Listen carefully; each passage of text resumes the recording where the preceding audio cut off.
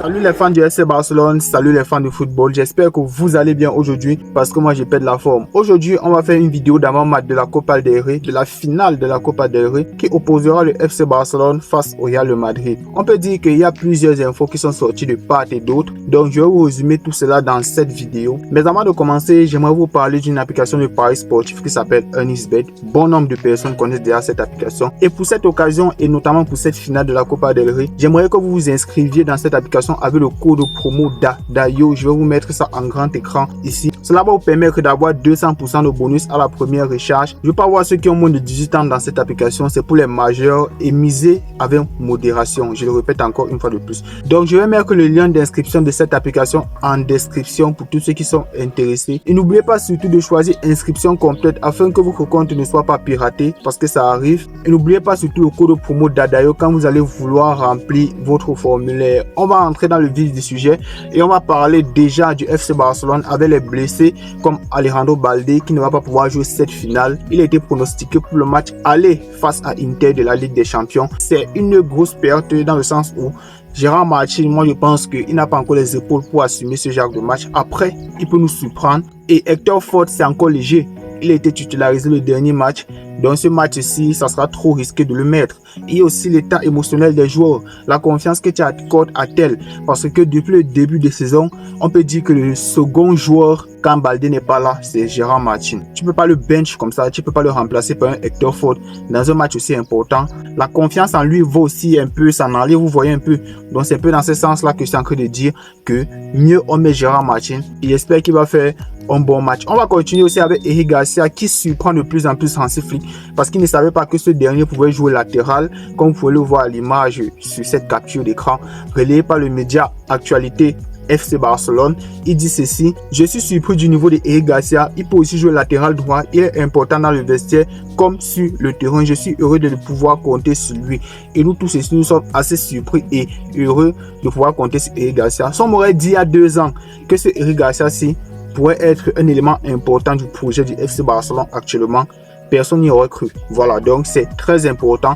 Il n'y a pas que lui qui a marqué des points, il y a aussi plusieurs autres joueurs qui ont joué face à Mallorca comme Ansu Fati et Hector Ford, que relaye le média Tejuan Martí en disant ceci, je cite: le staff d'Hansi Flick est ressorti plus que satisfait des performances des joueurs qui n'ont pas l'habitude de jouer cette saison comme Ansu Fati et Hector Ford, et c'est de très bon augure non seulement pour la fin de saison mais aussi pour la saison prochaine. Comme ça, on ne sait pas s'il n'y a pas le budget pour pouvoir aller chercher d'autres joueurs durant le mercato. On peut s'appuyer sur ces 2 joueurs-là pour faire le turnover. Pourquoi pas? Affaire à suivre. On va continuer aussi avec une information qui nous vient de Comme en Italie, selon laquelle le latéral qui avait fait la pré-saison avec le FC Barcelone est en train de tout casser comme le relais Fabrizio Romano. Comme est sur le point de déclencher la clause libératoire de 6 millions d'euros pour Alex Valier. Et s'il savait que ce joueur quitte le FC Barcelone, moi, je ne serais pas content. Pourquoi? Parce que pour moi, il a plus de potentiel que Hector Ford déjà. Et Gérard Martin, pour moi, il est au-dessus des deux.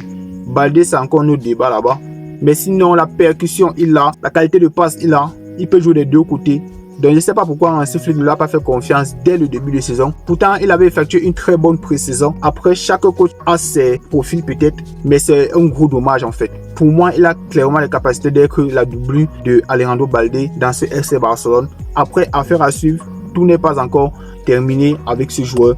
Et on va continuer aussi avec Hansi Flick qui parle de l'inefficacité des joueurs du devant face à Mallorca, notamment avec Hansi Flick qui dit ceci, je cite: 40 tirs, on a joué un très bon football aujourd'hui, on a raté quelques tirs, mais on a gardé sa cage inviolée et c'est super important. Et cela peut être à double tranchant. Pourquoi? Parce que notamment face à un Real de Madrid, si tu mènes 1-0 et que tu rates beaucoup de la sorte, eux ils peuvent revenir derrière. Parce que le piège du hors-jeu, on peut s'en apercevoir que c'est prenable en fait. Depuis le début de saison, c'est prenable. Parfois, ça nous a été bénéfique parce que le joueur en question était hors-jeu, mais parfois, ça nous a été préjudiciable. Voilà. Donc, c'est quelque chose qu'il ne faut pas prendre à la légère. Et ça sera aussi un facteur X durant ce match de demain face au Real de Madrid. Pas que ce match, mais aussi face à Inter de Milan. Parce que c'est aussi une équipe qui joue très bien en transition rapide. Le bloc défensif doit être concentré du début jusqu'à la fin. En premier mi-temps face à Mallorca, on a dominé, on a tiré, on a raté. Et à la 44e minute, on a failli se prendre un but. Heureusement qu'il était hors jeu de quoi? D'un épaule. Imaginez-vous. Et face à Mbappé, Vinicius, Rodrigo, qui sont des flèches et qui vont à 1000 à l'heure, il faudra être concentré du début jusqu'à la fin et concrétiser ses actions devant. Comme on l'a fait en début de saison avec le 4-0 et comme on l'a fait avec le 5 buts à 2. 40 tirs et on a marqué seulement un but. C'est inadmissible. C'est vrai qu'en face, il y avait un très bon gardien ce jour-là. Je ne sais pas ce qu'il a mangé d'ailleurs. Donc, il va falloir planter et ne plus être déconcentré. Parce que la plupart des buts qu'on a pris, notamment face au Celta Vigo, c'était sur la déconcentration en fait. Vous voyez, ça part déjà de Chesney et la charnière centrale. Faudra être vigilant. Voilà, donc c'est un peu ça que je veux dire. Et on va continuer aussi avec Carlos Ancelotti, notre bon vieux père, notre coach préféré. Il dit ceci: Franck Garcia est la seule option au poste d'arrière gauche samedi face au FC Barcelone. Et c'est un peu dommage parce que Camavinga s'est blessé et c'est fin de saison d'ailleurs pour lui. Non seulement il ne va pas jouer le match de demain, mais aussi il ne va pas jouer la Coupe du Monde des clubs. Et c'est une grosse perte pour le Real Madrid. Vous voyez. Et Alaba qui ne fait que faire des rechutes. Il est blessé, il n'est pas blessé, il fait 3 matchs, il se reblesse encore. Lui, vraiment, son état physique se détériore de jour en jour. Alaba, vraiment, c'est très inquiétant. Je ne sais même pas s'ils vont le prolonger encore parce que pour moi, il n'a plus le niveau pour le Real Madrid très sérieusement. Parce que par exemple, un David Alaba face à un Lamine Yamal, vraiment, je pleure déjà sur le poulet. Il va tellement se faire humilier. Donc, en même temps, c'est une bonne chose qu'il soit un peu blessé. Ce n'est pas que je lui souhaite le pire, mais c'est une bonne chose pour le Real Madrid. Fernand Mendy, qui n'est pas aussi là, est déjà meilleur que lui. Et Franck Garcia aussi défensivement, je trouve qu'il est meilleur que Alaba. Donc c'est pour vous dire que Franck Garcia sera celui qui va barrer Lamine Yamal. Vraiment force à lui. Grosse force à lui. Et il dit aussi ceci: le FC Barcelone est favori dans cette confrontation, mais tout peut arriver. Et moi je vais te dire ceci, bon vieux Carlo, nous ne sommes pas favoris. C'est vous en début de saison et vos fans, vous étiez en train de vous auto-proclamer déjà champion parce que vous allez nous taper aller et retour avec les Galactiques devant. Je vois des tweets comme quoi le FC Barcelone est mort, le FC Barcelone va se faire taper de tous les côtés, le FC Barcelone ne va pas pouvoir rivaliser avec les Galactiques. Et au jour d'aujourd'hui, vous voulez jouer la carte de l'humilité? Non, non, non. Vous êtes les Galactiques et vous allez assumer ce statut. Vous êtes les favoris. Ou à la rigueur, c'est un 50-50. Et il ne vient pas faire la carte du chien blessé ici. En mode, nous ne sommes pas favoris, mais si on gagne, ça sera un exploit. Non, non, non. En début de saison, c'est pas ce que vos fans étaient en train de dire. Mais au jour d'aujourd'hui, vous êtes en train de dire que c'est le pire Real de la décennie. C'est pour ça, parfois, il faut être humble. Le Real Madrid est favori. Ou à la rigueur, c'est un 50-50, c'est tout. Je ne veux pas les discours bizarres et tout. Non, non, non. Non, non, non.